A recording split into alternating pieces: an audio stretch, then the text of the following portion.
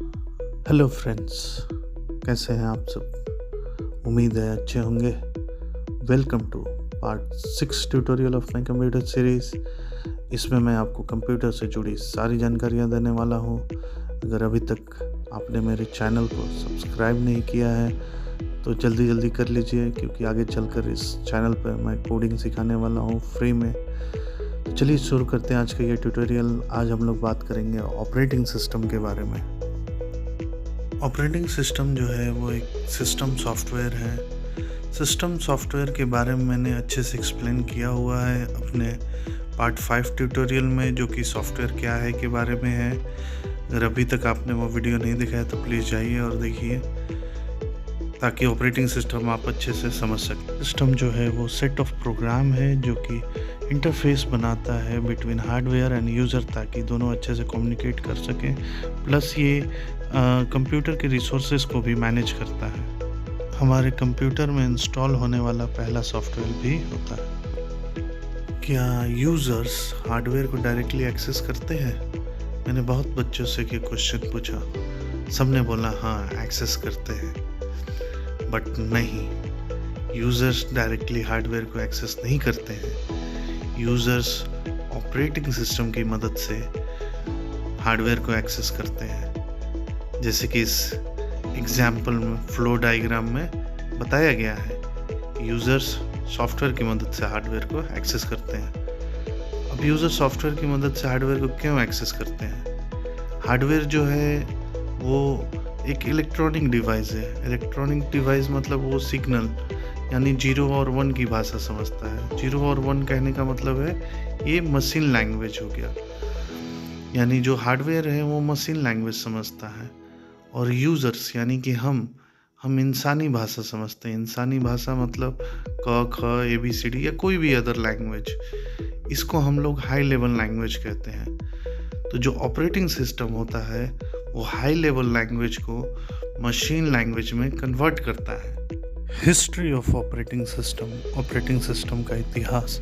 तो दुनिया का पहला operating system general motor research lab द्वारा सन 1956 में बनाया गया था, जो आगे चलकर IBM ने इसे 1960 में IBM ने पहली बार इसे डेवलप किया और इसे डिस्ट्रीब्यूट किया।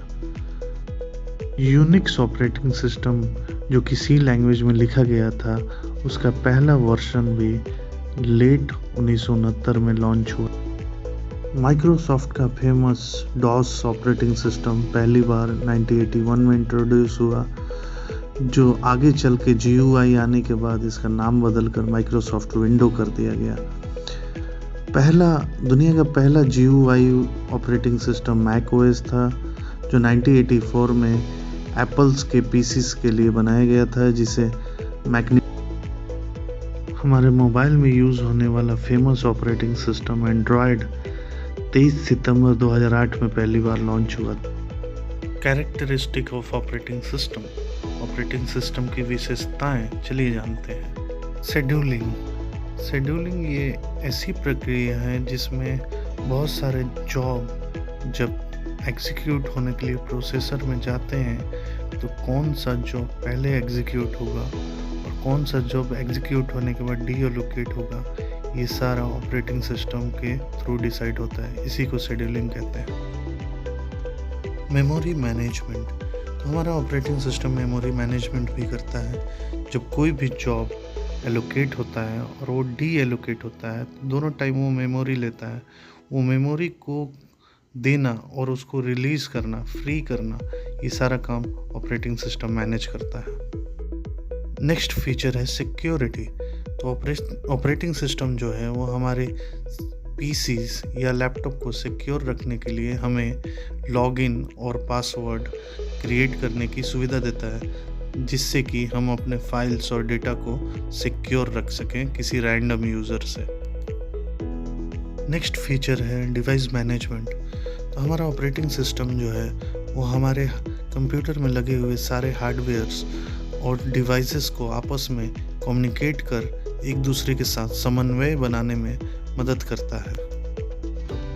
ऑपरेटिंग सिस्टम एक प्लेटफॉर्म देता है अदर एप्लीकेशन सॉफ्टवेयर को, ताकि वो आसानी से हमारे सिस्टम में इंस्टॉल हो सके और यूज़र उसे ईज़िली यूज़ कर पाए।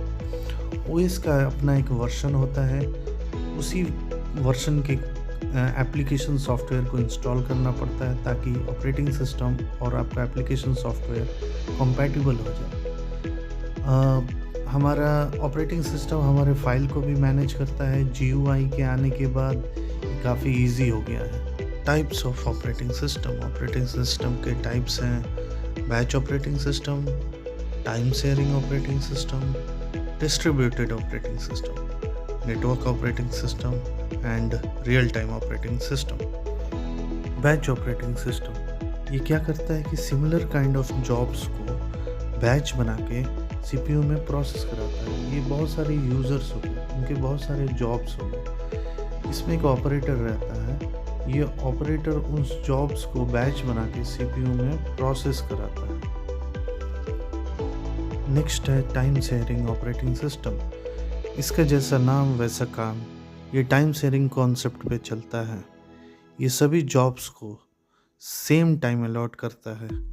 मान लीजिए कि आपके 6 यूज़र्स हैं, जिसमें सब यूज़र्स को 10-10 सेकेंड अलॉट होता है। मान लीजिए कि पहला यूज़र अपना काम 2 सेकेंड में कंप्लीट कर लिया, तो उसका बचा हुआ 8 सेकेंड बाकी बचे हुए सारे यूज़र में डिस्ट्रीब्यूट हो जाता है। नेक्स्ट है डिस्ट्रीब्यूटेड ऑपरेटिंग सिस्टम। जब एक से ज़्यादा कंप्यूटर किसी नेटवर्क से कनेक्टेड हो अपने टास्क को शेयर करने के पर्पस से, तो उसे डिस्ट्रीब्यूटेड ऑपरेटिंग सिस्टम कहते हैं। जैसे कि इस डायग्राम में बताया गया है, बीच में नेटवर्क है और सारे कंप्यूटर के अपने सीपीयू और मेमोरी रहते हैं। बस वो टास्क एक दूसरे से शेयर करते हैं, उसे ही हम लोग डिस्ट्रीब्यूटेड नेटवर्किंग सिस्टम कहते हैं। नेटवर्क ऑपरेटिंग सिस्टम के पास एक सर्वर मशीन होता है जिसमें ओएस इंस्टॉल होता है और वो बहुत सारे कंप्यूटर से कनेक्टेड रहता है। इसमें सर्वर में मेन स्टोरेज होता है। यदि आपके सिस्टम से कोई फाइल डिलीट हो गया तो वो सर्वर से इजीली मांग सकता है। इस मॉडल को बहुत सारी कंपनियां फॉलो करती हैं, जिससे कि फाइल ट्रांसफ़र और सिस्टम कम्युनिकेशन बहुत इजी हो जाता है। नेक्स्ट है रियल टाइम ऑपरेटिंग सिस्टम। जैसा इसका भी नाम वैसा इसका भी काम है। ये क्विक रिस्पॉन्स के लिए यूज़ होता है। इसका यूज़ ज़्यादातर साइंटिस्ट, डॉक्टर, इंजीनियर करते हैं।